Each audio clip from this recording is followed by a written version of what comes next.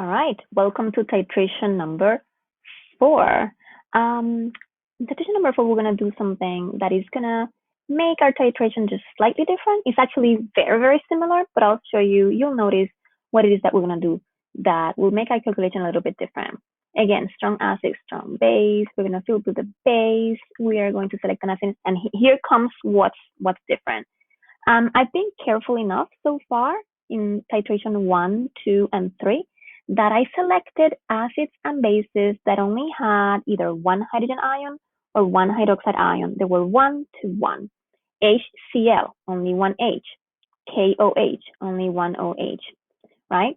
So in this case, I'm going to, on purpose, actually select an acid like this second one, sulfuric acid, H2SO4.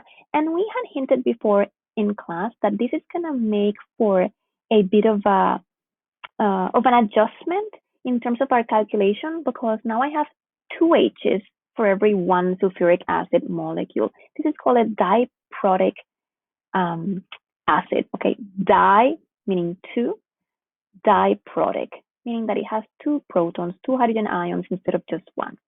HNO3, nitric acid, is only monoprotic, only one, HCl4. So the only acid here that we have that is diprotic is going to be sulfuric acid. Okay, so we're just going to select that one, and I'm not going to titrate it with a base that is potassium hydroxide.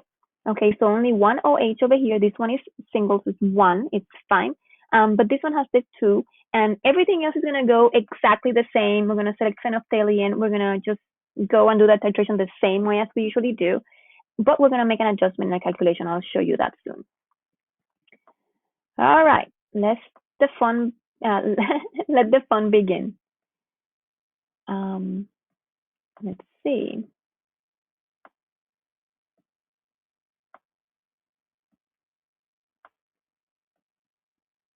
I went a lot there. I was risky, huh? This one is taking quite a bit.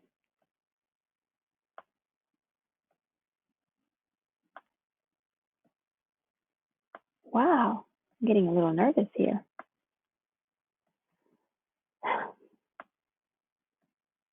Oh, there we go. Okay, so you see how this volume is way more than we had done before. So every time you refresh this simulation, it will give you different values.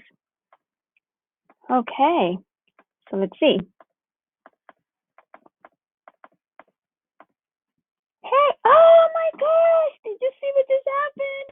I put like 3 drops at the end and it totally messed them up, but I have a little trick to fix something like this.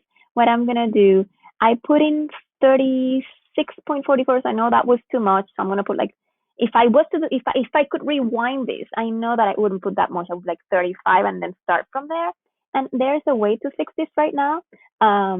Which in the lab room, you have no way to fix it. But in this case, if you press here concordant values, if you ever go too far, this is what you could do. Aha. So it basically will have the same selections we did before with the same molarity of the acid here. It didn't change the number for us. So I can now say, oh, I remember that 36 was too much. So I'm going to go and safely put like 35 or so. Hey, 35. Aha, did you see the little pink showing up? And then I'm going to go by drop, and I'm going to be more careful instead of being so impatient as I was before. So you see, it happens to everyone. It was like literally one more drop than it needed to be. It went over by one drop. Yeah, I was trying to make the video short for you. I was trying to be nice, but I totally messed it up. Made it longer. So let's see if we can get to the end here. You ready?